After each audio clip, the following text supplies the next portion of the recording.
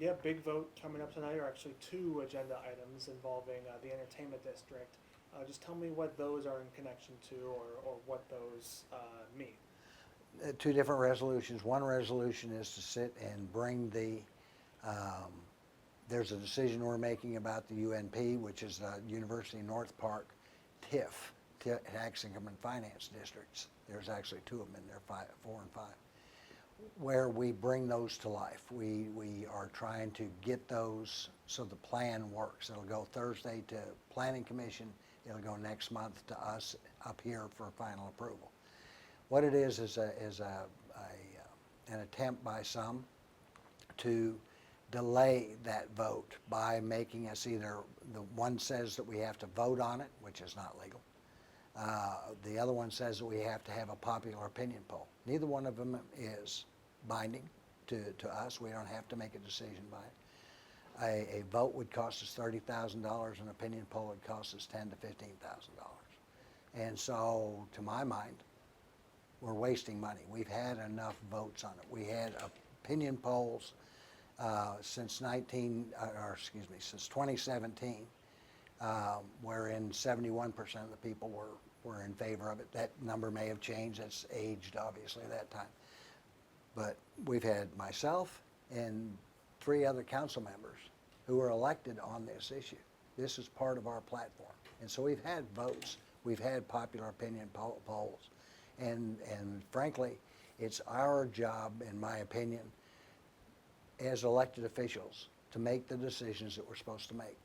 And that's obviously always doing it by law.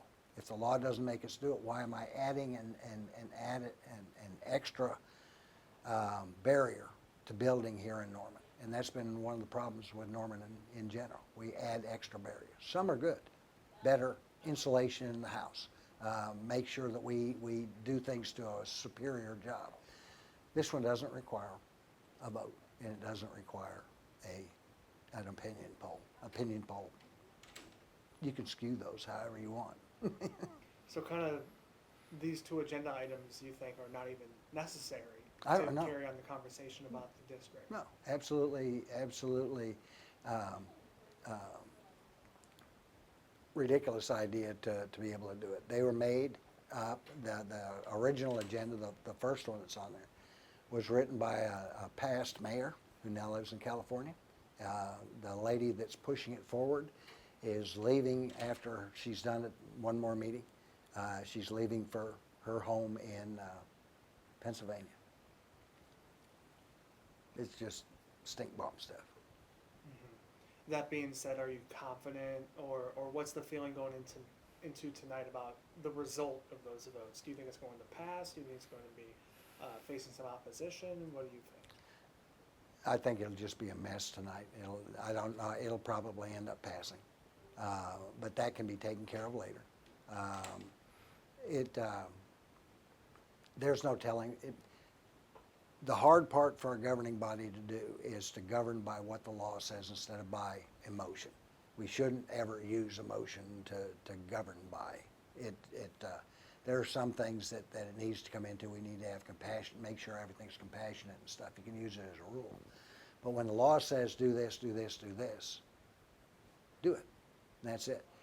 We don't need to have extra things to hamper development in Norman. If we start doing this, what happens if you want to develop a new housing thing and we have to go run an opinion poll to see if that's a good idea by your outside neighbors? We kind of do in a way, because we part of the Planning Commission has a group of people. They tell people that this is going to happen, and you can write into the Planning Commission and do this. We've worked on this project. I've worked on it for 4 years. But as a council, we've worked on this project for the last year, and this has never come up. It's never been a thought. It's never been a statement. It's never been anything. It's just all of a sudden out of the blue. Yeah, what would be, this is the second time something like this has been brought up.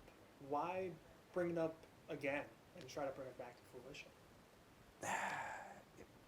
Power politics is what I think it is. It's just they and I don't understand. One of the things is one of the large groups that's still in the minority But one of the large groups that opposes anything that happens with the university, they don't like the university, they don't like anything about it, they don't like sports, they don't like it, but a lot of them work for them. And are here, our city's here because our founding fathers had enough foresight to, instead of chasing after the capital, they chased after the university, and they got one of them, and they put it here. That has been an economic engine for Norman since 1889, and it needs to be. It needs to stay that way. So I guess, are you on the side of, hey, this district has already been brought up, years back, this really would benefit the city? Is that sort of the side that you're?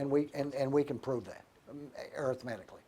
Now, when you look at any kind of business proposal, you're taking some guesses. Part of those guesses, what's the economy going to be like in 10 years? If you can predict that, you're going to be a rich man. And so we take the best, most conservative guesses we can as to where sales tax ought to be, employment ought to be, prices of wood, stone, rock ought to be. And you put all those in there and you figure it out to where you have a viable product or not. It's not going to make the city much money. It's not meant to make the city much money. What's meant to do is we hope that we can pay this off as early as we can, and then we'll start making money off it. But where the project is, sits here. Not everybody's going to stay in there and buy hamburgers and do everything else. They're going to leave that arena and filter down into the areas that we do tax and get full tax from. Some of that's more. We don't get tax off of them. But they're going to go down there and they're going to get hamburgers at all the places, or food at all the places, and buy stuff. We'll get full tax on that. All the taxes that we voted in, Norman Forward is a special tax, public safety, sales tax is a special tax, and I'm forgetting one. Oh, transportation is another tax that we purposely put on our sales tax. All those will still be funded. Nothing for this project, one of the reasons we don't have to vote on it is no public money is being spent. We're basically spending future money that we don't own yet. That's what we're giving them, is the assurity that we will sit down and we will give them that money as we get it. So that's the developer's incentive, is that he has to start getting that. If he wants to make his loan payments, not out of his pocket, but out of ours, he's got to get the sales tax things built as quick as he can. That'd be the arena itself, and there's a festival street. Did you get to see those pictures of the festival street? Mm-hmm. It's that thing. And people have been telling us for a long time that they want entertainment, they want experience, they want places to go, have food, have a good time, do all the rest of that kind of stuff. We're trying to provide it to them. But there's a cadre that doesn't believe that. So I guess I'm kind of, confused a little bit. Are you on the side of, I like this idea, it would be great for Norman, or are you on the side of, I'm against it? I'm very much for it. Very much for it. I've been running hard for it since the first idea came up. I guess, yeah, you can shut that if you want to. They get noisy. Sorry. That's why I do the phone in the car. So you said you're very much for it? Very much for it. I've been pushing this idea at least the last 3 years. It seems like 4 when I started learning about it, started reading some of the interim reports. All of those reports are on the city website. You can go look at all the forecasts that we have. Every piece of information that I have, pretty much. Legal opinions, all kinds of other stuff. Department of Commerce has looked at it and said it's good.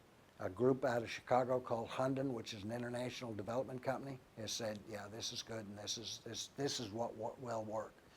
And then we had another lady come in just to make sure, just for on the city side. Is this deal a good deal for the city? Her name's Kathy O'Connor with Coalign Group. They all agree. What you plan here is right. They're not saying this is the idea or this is anything else, but is your math right? Yes, your math is right. And so there's really no reason to fear anything. We don't take money out of the general fund. Nothing comes out, and that's why there's no vote. If we decided to bond it, not put it out of sales tax. Then it has to have a vote because I'm spending your money because I'm going to take the money that we're going to use for payments out of your property taxes. That's fair. That's not why we did it, but we didn't want to raise taxes. We didn't want to take from anything else. We wanted it to pay for itself. And if it doesn't, it's the developer's fault. And he's the one that suffers. We have no risk on our side. We're putting in 20%. The developer and OU are putting in 80%. It's their stadium. We still don't have the ownership figured out yet, but that's what I want is their stadium. You'll have to talk to President Harris about that and Joe C. We don't mind the infrastructure. I'll take the roads, I'll take the sewers, I'll take all of that. We do that. That's what we do for a living. But we don't do stadiums. We don't do housing developments. We don't do stuff like that, retail areas. That's what they do for a living. And a company by the name of Rainier out of Dallas will do it. The guy that's the CEO for that is Henry Attaboy. I forget where he went to school, but he's lived in this area for a long time. He knows what we're going to try and do. And I think it's a cool idea. What would be your message to folks who are against this idea, who may be speaking out against it tonight? They are, and there's a vocal bunch. But this is Norman. There is always a vocal bunch against almost everything that you do. If you wanted peanut butter sandwiches, there would be a vocal bunch against it. And they would have some kind of heartfelt reason that they needed to do it. Do we conform to the law or do we not? Are we spending any of your money? No, because it doesn't exist yet. It's earning money that we'll earn in the future. What's the good that comes out of it? Norman starts growing up. It's time for Norman to quit resisting every single change. It's like working with teenagers. It just makes you crazy at times because what we're at is a tipping point. If we don't do this project, then a lot of other projects won't come afterwards. There won't be a draw. Look at what happened in Oklahoma City. They're using this. You know how long it took them to get a TIF done? 6 weeks, years. And as we sit down here and look at that, we can see what TIFs will do for us. We can see Oklahoma City. We can see Tulsa. This is not magic. This is not some scheme. This is not anything else. This is something that is a tried and true methodology. And frankly, if they've got to get used to the idea that we're growing up. We're the third largest city in Oklahoma. Because we're the third largest, we're still 6 times smaller than the second largest place. And so we're in a gap. We're either going to become a bedroom community or we're going to become a distinct, unique city that's south of Oklahoma City. I vote for the second. I want us to have fun. When kids get out of college, I want them to go a couple of years, sow some wild oats, come back here, raise families, and have a fun place to raise those things, have an educational place to raise those things. We have to have a way to retain people. We're losing our youth, basically, to Dallas, to Wichita, to places like that. Why can't we keep them here? Because we don't have fun things to do. Oklahoma City figured that out years ago, all the way back to Newark. They figured this out. We didn't figure it out until 20 years later.